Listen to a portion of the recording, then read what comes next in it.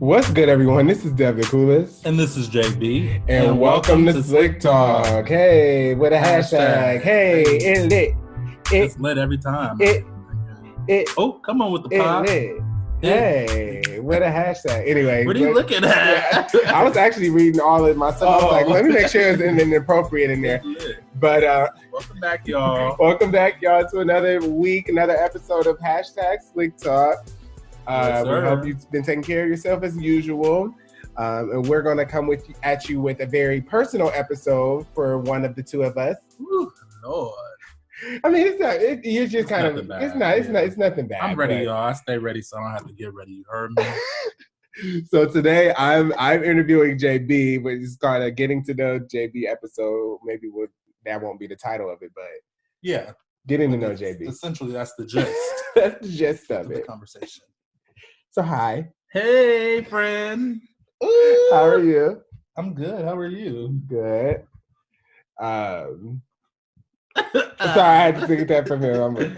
No, you're fine. So what's up? So what's going on with you? How are you doing right now? Y'all can't see, but I just swung my hair, the hair that I don't have on my head. But sometimes when I'm feeling a little cocky and a little, just a little in my zone, I kind of like get this persona of like, I guess. With the hair swing? Yeah, I don't know. I just swing my hair like I'm ready. Does that make sense? Are they braids?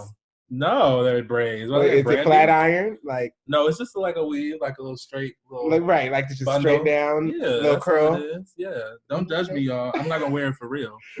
It's just an imagination. Just an imagination. Those that are close to me know I swing my imaginary hair. Anyway, and do the shoulder. I actually haven't done the shoulder thing in a long time. Oh, I have that video. The shoulder thing in a long time. But to answer your question, I am good right now. Uh-huh. Thankfully, I'm good. I'm blessed. I don't have any complaints. I don't have any complaints right now. Like I said, I'm blessed. I'm in a good space.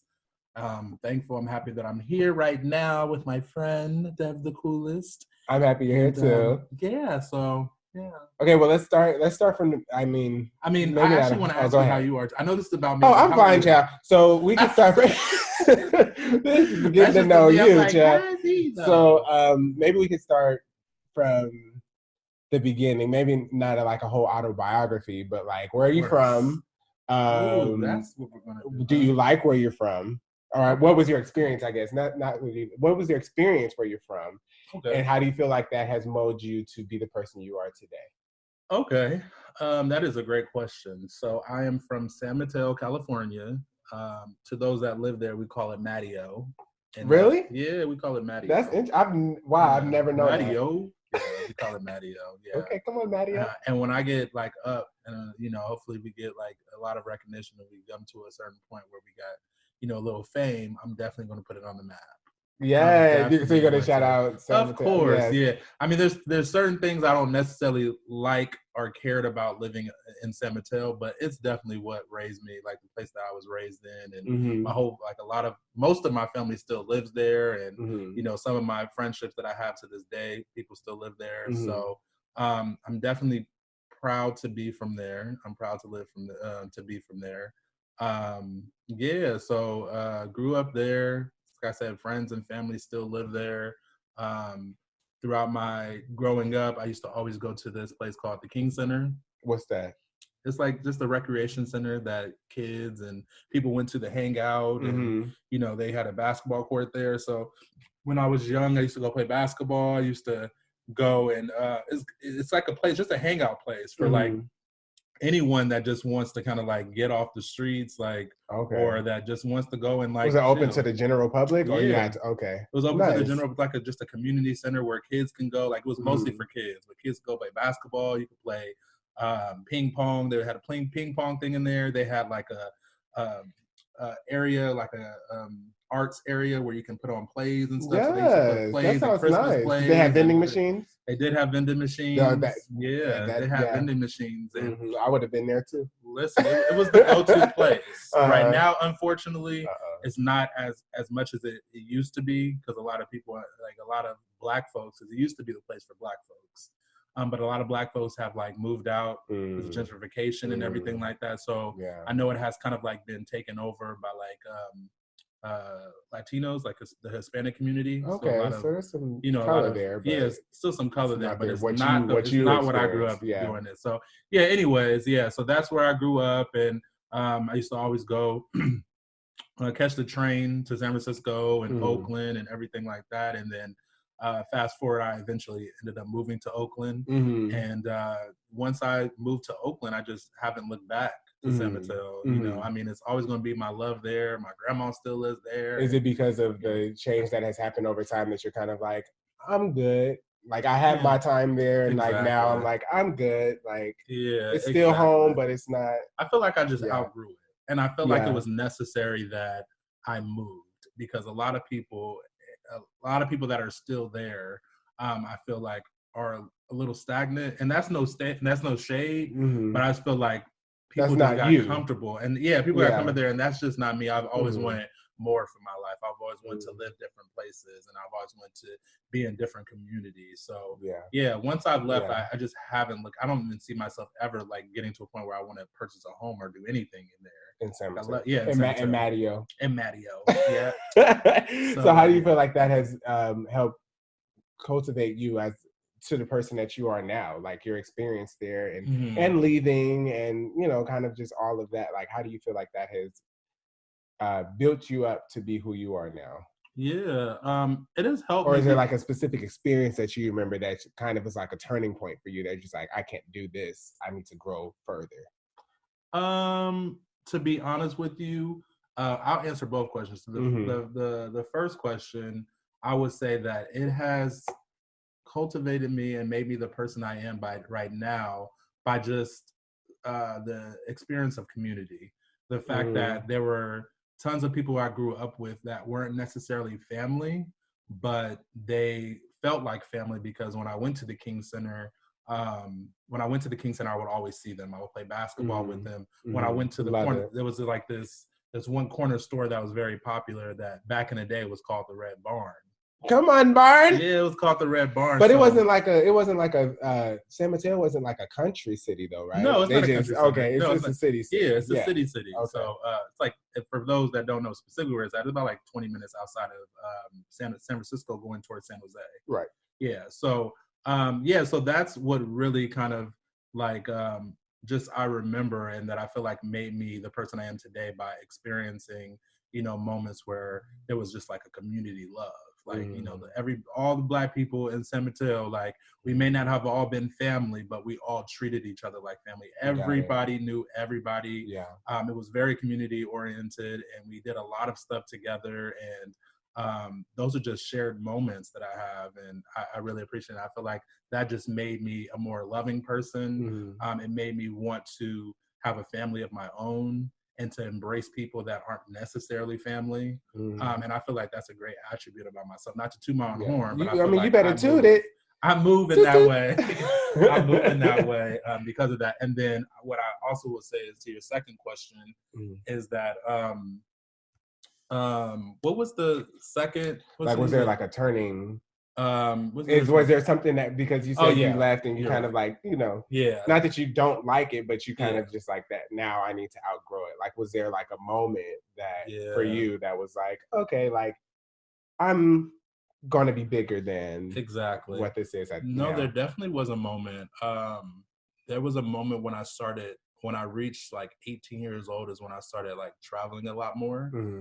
So when I started traveling and going to different places and seeing different communities, I started realizing that I wanted to see us more.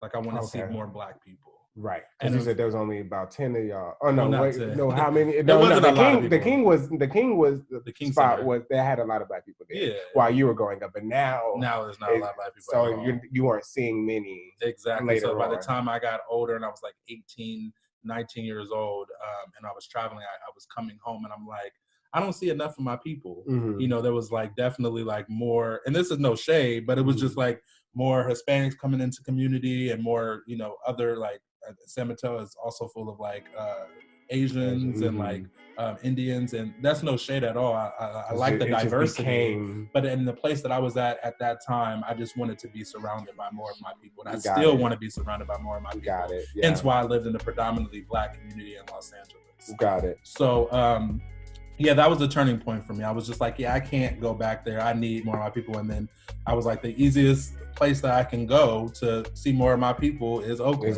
Right? Because I mean, now it's different, but Oakland at a time when you moved out this way, I mean, there's still a lot of Black people here, but it's not as much as it was. Right. It's the whole Bay Area is changing. It's so crazy. Unfortunately. But right. So you spoke on traveling, and I definitely want to dive more into traveling because people that have been listening to us for a while know that is your thing. And the people that are just tuning in will know that is your thing. But like, what are some of your other favorite hobbies? Like, what are some things that you enjoy doing? Yeah, what do you enjoy doing? Like, what are your hobbies? Yeah, so I'll give a new hobby that I enjoy doing is photography. So not too long ago, I purchased a camera. I purchased a camera, and so that has turned into a great hobby of mine right now, which is just taking shots of scenery and landscapes and everything like that. Another hobby of mine is, I guess listening to music. Like that's totally a hobby. Yeah, like I'm a big music fan, and my music taste is so eclectic. Like when I say eclectic, like I'm what are you listening to? Because it's a good word. What are you listening to right now? Like what? I guess like if there was a spectrum from like, I guess like Biggie to Dixie Chicks, like what? Both of those.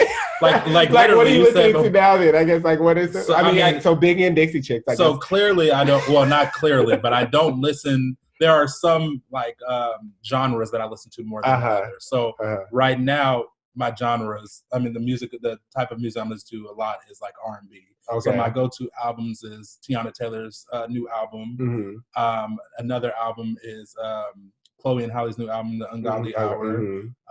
There's a new song that just came out by Kevin Ross, which is I saw you posted that recently. Yeah, super duper dope song. And then obviously Her is another great person that I've been listening to. And then when it comes to rap, I've been rocking with Megan, and she's like a new high for me. And then Lil Baby, and then obviously the older people that's still been doing it. Nas just came out with an album which is really, really dope. And you still always will fuck with Nicki. Yeah, always fuck with Nicki. Always will fuck with Jay. Always fuck with Beyonce. And then when it comes to people that may not know that I listen to country music a lot. So when you said the Dixie Chicks, yes. I knew that though. So okay, you knew that?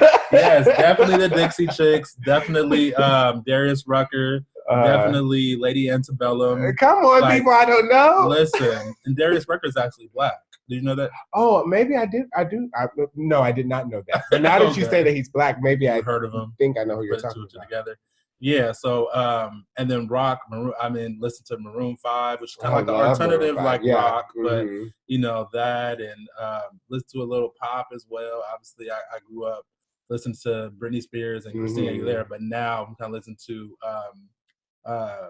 what's her name? Lorde. I like Lorde's music. Oh yeah.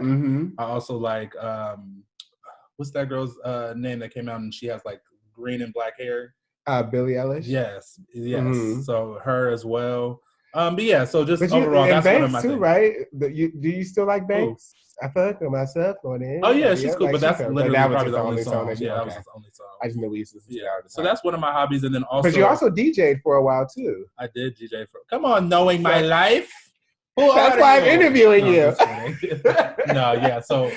did DJ a lot, and I feel like that would probably be a passion. It's hard to get into that. Yeah, you have to. Especially right now, everybody's staying at home. People are starting to have more house parties, but it's like more difficult to like get into it right now during this time. But yeah. And then also probably the last thing I would say, tons of hobbies, but the last thing I would say is like writing. Okay. Yeah. So like what type of writing?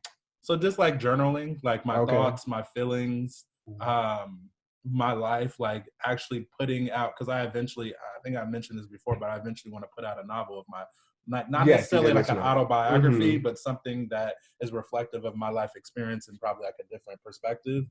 But yeah, so I've just been journaling and putting different things that have happened to me in my life and things that I want to see that happen and everything like that. So that's literally have been my hobbies this past quarantine at least. Right, and needless to say, traveling. Exactly.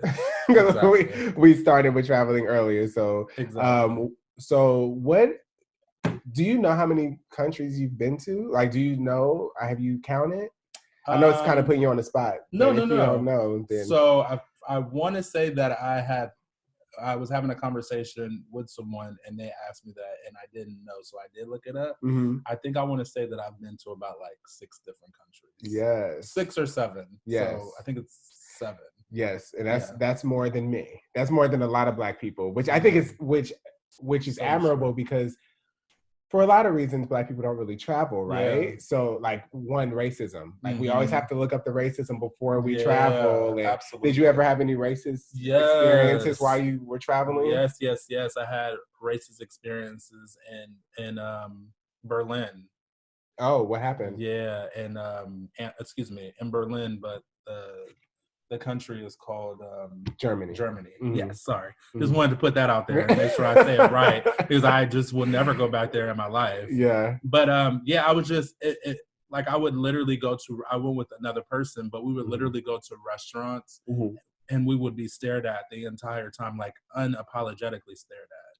So like not even trying to hide the fact that we're walking into a restaurant, like just a regular restaurant, and trying to be sitting there literally looking at us like we did something. It made me feel so uncomfortable. Was it like a mug stare or was it like a curious stare? Because I know like in Japan, they stare at us a lot too. So like what was the feeling you were getting from this? And I'm happy that you mentioned that because I've been to Japan as well. Yeah. Mm-hmm. I know. That's why I mentioned that too. Oh, okay. Come on, man. You're a great interviewer. You came with the facts, did your research.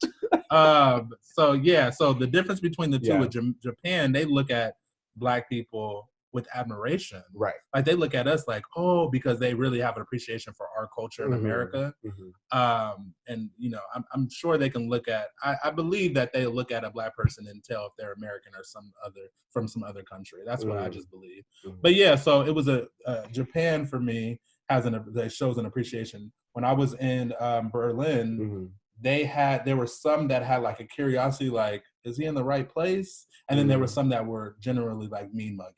And then what a lot of people don't know as well is that in Berlin, they have a thing with certain clubs that you go to where they can refuse anybody to come into the club, into their establishment.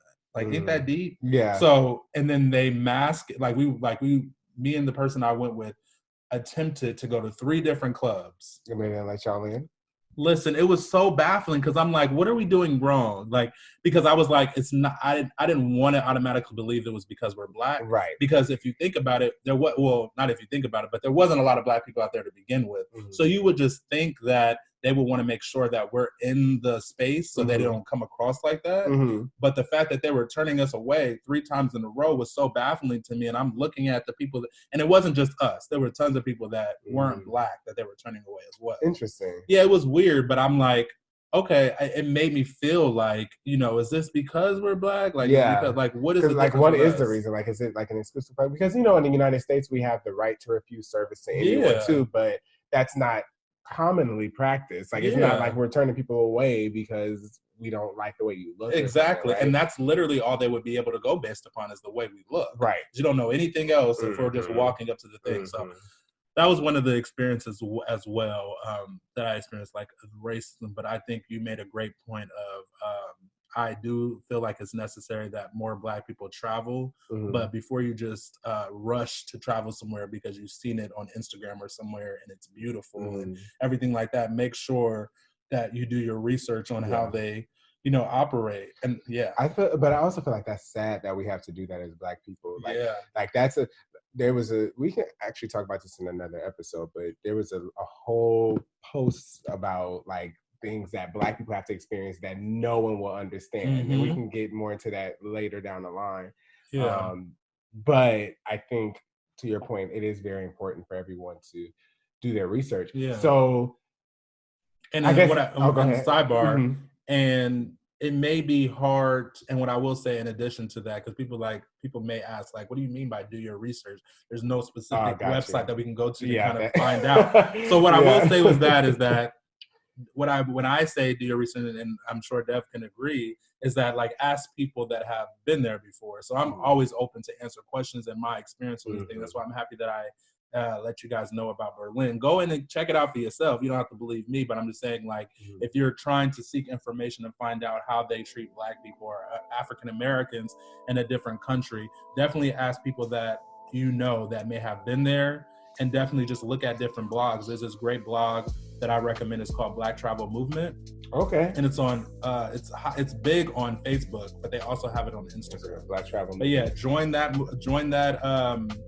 group. What do you think about Travel Noir?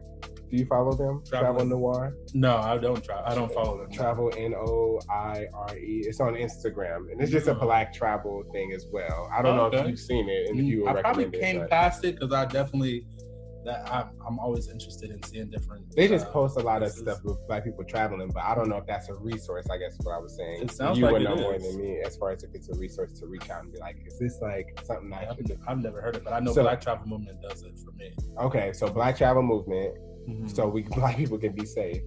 That's so unfortunate. So, needless to say, it sounds like Berlin was probably like the bottom of the list of your experiences. Extreme bottom. So what? Come on, extreme bottom, plow down. Oh yeah, I didn't think about that. But what about your best experience? Like, where did you go so far?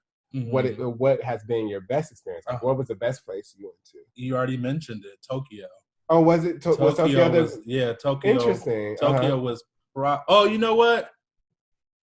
I'm lying. So the reason you probably think about Tokyo is because it happened last year. But one of the more recent ones. My best experience was actually Italy. I went to Italy, and I went to 3 different places. I went to Venice, I went to Rome, and I went to what's the other one? Venice, Rome, and I'm gonna get back to it. Anyways, I was there for. I went to the I did a lot. I'll get back to it. I'm thinking like a mile a minute, but I was there for a week. I'm trying to think of the larger cities. Florence. Okay. Yeah. I wouldn't have thought of that. Yeah, so Rome, Venice, and Florence. I haven't been to Milan yet, but I definitely wanted to do that as well. Yeah. But I was there for a week and a half, and I was by myself. Yeah, so I was literally there by myself, and it was my first time. It was actually my first time going out of the country. So one mistake that I made, and a lot of people hopefully can take this if you decide to go out of the country, is that I traveled heavy. So I had a lot of stuff with me. Oh, like you mean like you packed a bunch of stuff? I had a big ass suitcase, a duffel bag, a backpack. So what would you recommend then? Consolidation. Okay, so how many you would think, depending on like, because how long were you there? I was there for a week and a half. Okay, so what would you say? Maybe like 5 t-shirts and 3 jeans? Well, I mean, you can do what you can do your thing as much as you want to. Just make sure that you have not just make sure, but for me, what I would do is I would have like just one suitcase and maybe a backpack. Okay. But the fact that I had one suitcase, a backpack, and a duffel bag, that duffel bag is what's really sick. Was it hot and humid? It wasn't hot and humid because I went during the month in January, so it was a little cool. It was actually kind of cold in certain places. Like when I went to Florence was really, really cold. Rome was bearable, nonetheless. But yeah, so that was a really, really great trip. I was by myself.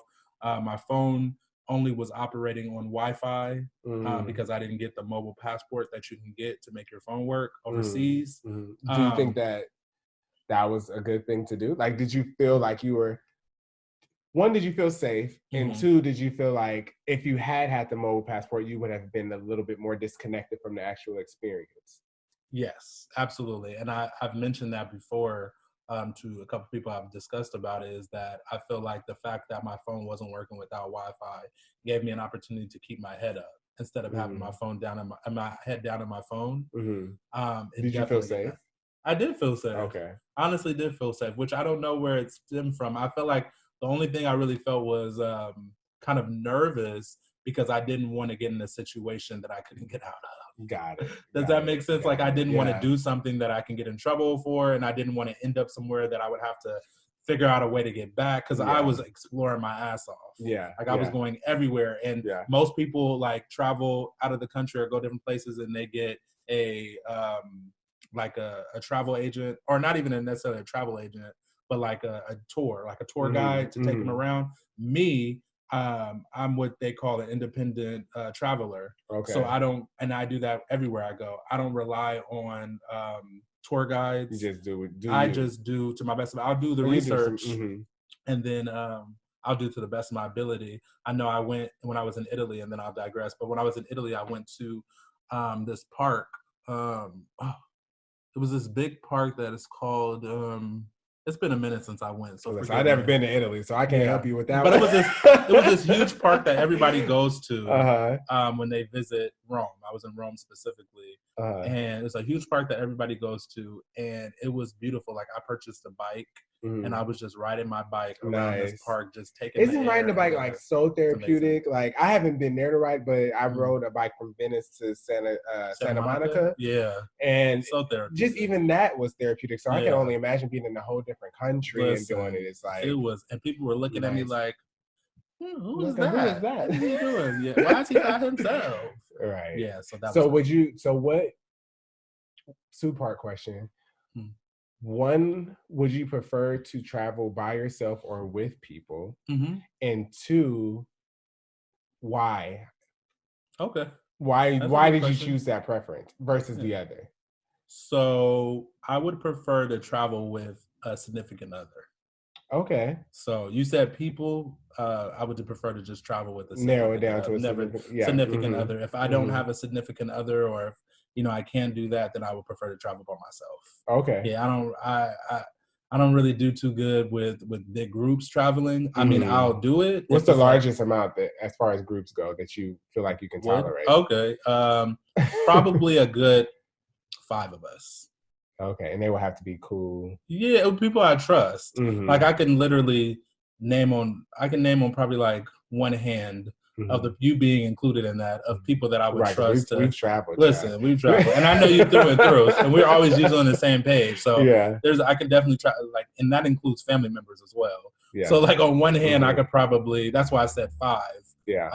I could probably name on one hand why the people that I would possibly go to. But yeah, to answer your question, it would be a significant other. If it's not a significant other, I would prefer to travel alone. But if if there was a group, then, okay. And so why do you think a significant other then, or going back to the original question, like why a significant other or just by yourself? I would say a significant other is because some of the things that I've experienced alone, like when I was in Rome, I just thought about the moment of being in this, different country. Like I went to, and I'm just naming things so people can take ideas if they ever want to go to Rome. Right. Hit his DM if y'all have any questions about more questions about these cities. Yeah, but I'm just naming things that stood out at the time so that you guys could probably be interested if you ever go. But a quick story real fast is that I ended up, when I did go to Rome and I was in Italy for a week and a half, I ended up downloading Jack, the app Jack, like the gay app Jack. And I ended up meeting someone that was also from the States. He lived in Philadelphia. Crazy enough, his name was Justin too. I kid you not. Come on, Justin. His name was Justin too, and I met something him. In the name, right? And he listened to this too, so shout out to Justin. But yeah, I met him on Jack or whatever, and we literally like clicked right on Jack. And he was like, "Hey, do you want to meet up and go grab dinner or something?" Like he was by himself too, which is crazy. Nice. He was going on like this tour for his birthday, and I was out there for my birthday. It was just crazy. Yeah. So I'm like, "Yeah," and he was like, "Okay, well, meet me at such and such restaurant." The restaurant was right across the street from the Coliseum. You know about? I think everyone literally, So literally right across the street from the Coliseum, we can literally look out and see the Coliseum. It was so magical and so beautiful. And the reason why I brought up that story is because while we were there, I wasn't really looking at him in that light. Because I had just met him and everything like that. But I could just imagine if I was there with my partner. Someone that you had like more of a history. Yeah, absolutely. Like a foundation. And that just would mean more to me. Yeah. You know what I'm saying? I could just do that. I'm sure it was nice to be with another Black person. Oh, it was really nice. I was mad he was leaving the next day.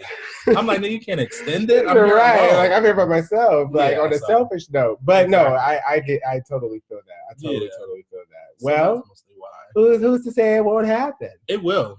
It definitely will happen. Totally will. We have life tomorrow is the question. Well, it's not gonna happen tomorrow, but it will eventually happen. Yeah. Yeah. We still got a lot going on. So what would be your biggest, I guess, advice at any point of the whole process of traveling? Mm-hmm. What would be the main advice you would give someone, even if it's multiple, things, like from beginning to end? Like, what would be the main bit of advice that you would give someone if they're traveling? And anyone can take it, but I think we're talking specifically right now to Black people. Yeah. I would say mostly, depending on what you plan on doing, I would just say do your research on where you're going. Mm-hmm. Like, I feel like, and I'm not bunching everybody up, I'm not judging anybody, but I feel like a lot of us can, and I used to be like that myself, but a lot of us can see pictures or hear different things about places that are beautiful. Like, for example, Dubai. Right?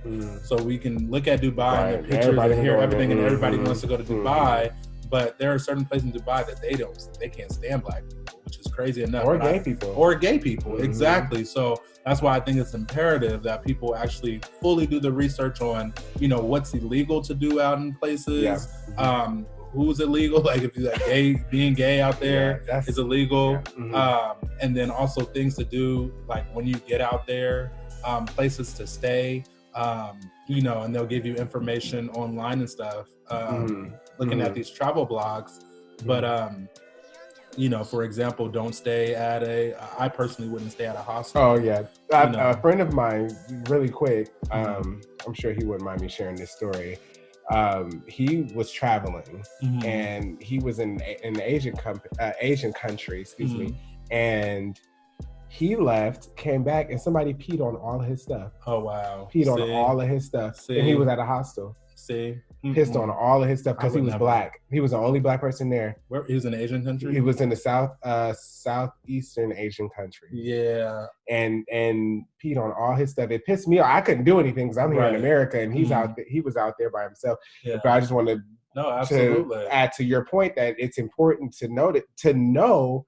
And even people that are not Black, y'all need to recognize that this is the shit that we go through. Yeah. Like, you got to know these things are possible, especially with a hostel. I wouldn't stay at a hostel either. Yeah. I would not stay at a hostel either. That's a no thing for me. And people will be surprised that they do have Airbnbs in different countries too. And they're people are probably scared to do that. But I recommend Airbnbs, like, just make sure you do your research and look and read the reviews and everything like that. But to your initial point, I would just say completely do your research.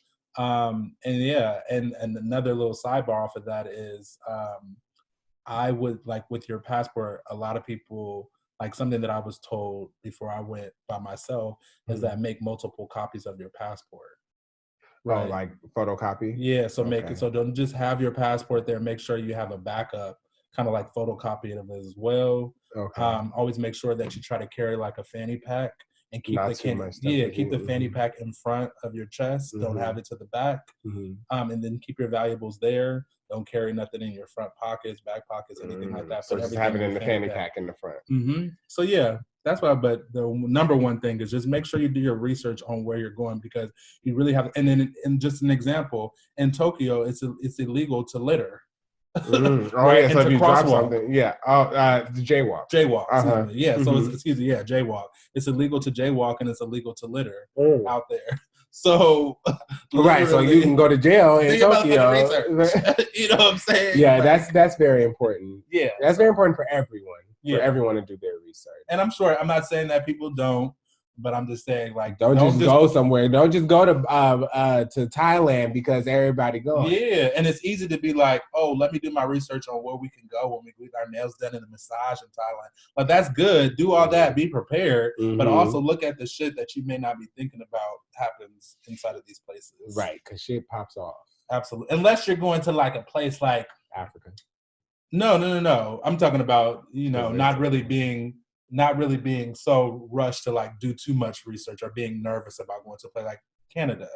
Oh yeah, you know what I'm saying? Like Canada. Like when you think of Canada, I'm like, when I went to Toronto, I was just like, I don't really need to. Like, I went to Toronto after Philly. We went to Philly. So I was like, I literally, it was a random trip. I did that the day before. So yeah, I mean, I guess it's circumstantial. Definitely. Depending on where you're going and everything. So where do you want to go next after all of this is over? Africa. Like where in Africa Africa? Is definitely. Is there a specific spot in Africa, or you just want to travel around Africa? Oh, definitely. There's a specific spot. So at first it was South Africa. I wanted to go to Cape Town. Okay, that's where I wanted to go. I wanted to go to Cape Town. Okay, and then Johannesburg probably later. But I wanted to go to Cape Town. But now I don't. I want to go to Ghana. Okay. Yeah, so I want to go. You know, we can get dual citizenship. I think I heard about that. Black people can get dual citizenship in Ghana and in America. Okay, I may look. I don't know the process of it. I want to visit first. That's more research. Let me visit first because I know they also don't like gay people. They don't. So that's another place. But I feel like a lot of countries don't like gay people. Also, let me not jump to say that I haven't been there. I just know that a lot of places in Africa don't really. I mean, Africa's a huge, obviously, continent, right? But I'm sure, yeah. But I'm sure that a lot of places out there don't really care for that. So I don't know if I would necessarily feel comfortable with getting dual citizenship. Like I would get dual citizenship with Canada. You know, that's why I brought it up because I love it. Maybe so much. Even some spots in Mexico, to be quite frank. Certain spots. So yeah, but definitely Ghana and Africa, and that's probably going to happen soon. Not this year, but soon. I don't think anybody. I'm surprised people are still going to. How do you feel about people going to Tulum and everything now? And then we'll end it up. Oh no, absolutely. Like where everybody traveling now, like with everything that's going on with COVID, like how do you feel about that? People are going to Tulum. People, I mean, yeah, go ahead. No. Where are they going? They're going to Tulum. They're going to Puerto Vallarta. Come on. Vegas. Yeah. Stop judging me. DC. People are going to Atlanta. Like, there's no judgment. But I guess, do what you want to do. But how do you feel about it? Like, I honestly feel like everybody. With everything that's going on right now. Yeah. I feel like everybody should just do what's best for them with taking consideration those that are surrounding them. Okay. So if and I say that only because like a lot of people I know are going to these places and then coming back and living with their parents or living with their grandparents or, living with other friends or whatever. People that have compromised. Yeah, exactly. Or not even people that have compromised, just other people in general. Yeah. That you could be potentially putting at risk, So I would just say be considerate when doing those. Do you and do what you need to do because some people need that outlet. Yeah. Some people want to get away. Some people have been going through so much and they're like, listen, LA is not enough for me. The Bay Area is not enough for me. I just need to get away. And let me go to Vegas. And maybe even traveling is the opposite of them taking their lives. Exactly. Like them needing to get out. Yeah. You just never know. So I would say do the best for you, but also take into consideration those that you come home to. Yeah. So me, literally, I come home to one person. Mm-hmm. So if I have an understanding or if you have an understanding with that person, then by all means do what you need to do. But I have gone a few places since quarantine have started. Mm-hmm.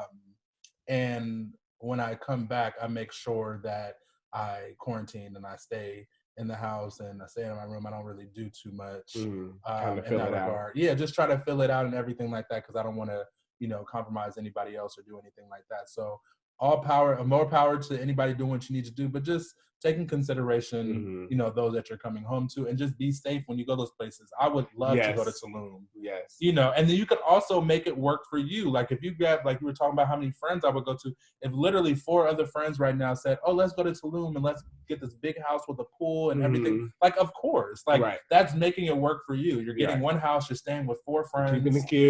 Keeping it cute. Why and then not? if you want to feel safe, y'all can plan it out for down the line and 2 weeks before the trip. Yeah. Shelter in place. Exactly. If you really want to do it, I ain't doing all that, but right. If you really want to do it, I know a lot of people that have been doing that. They've been like, no, myself included. I went after the thing. We went to our shelter in place for a while. I didn't talk to anybody after the graduation party. Oh, okay. I forgot all about that. I stayed back because it was a lot of people. It was a lot going on. But anyway, JB, thank you so much, y'all. No, I want to say one more last thing. Yeah, go ahead. What are your final words? I do want to give final words and say that, and this is actually shooting from the hip because I didn't plan any of this or even think about it. Right. Oh, yeah, because we didn't talk about, we have certain stuff, but a lot of stuff we do pre-plan, but it was just like, okay, I was just like, this is what we doing. And I'm like, okay, well, I'm ready.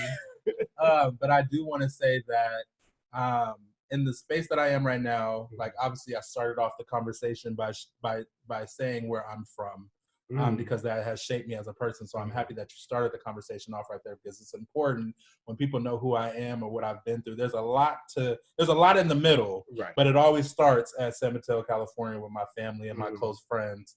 And where I'm at right now, just to put a bow on it, is obviously I live in Los Angeles, but who I am as a person is someone that's ever evolving, that's like compassionate, that's, growing, that's empathetic, that's loving, that's caring, that's creative.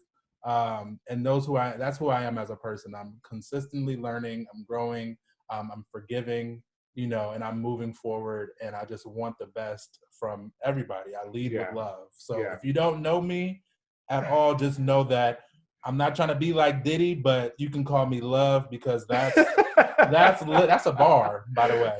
I'm not trying to be like Diddy, but you can call me Love. Yeah, but I'm literally just leading with love. I'm not, I may throw shade every now and then because it's fun. I may be, being crazy and everything like that, but my intention with everything is leading with love and making sure that everyone has a smile on their face when they're around me. And that's all. Beautiful. Anyway, so beautiful. Good job, Dad. No, good job to you, Chad. Because I mean, like I said, we have some stuff, but a lot of stuff I was just throwing at you, and you just you had to. Well, I was born for this. Yeah, come on. No, I'm just kidding. I'm just kidding, y'all. No, you are, Chad. We here. We 5 seasons in, Chad.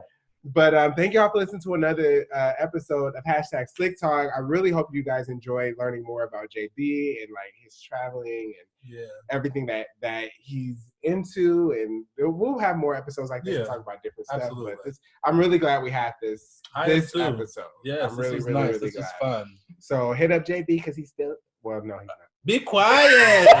Oh my God, we gotta cut out that part.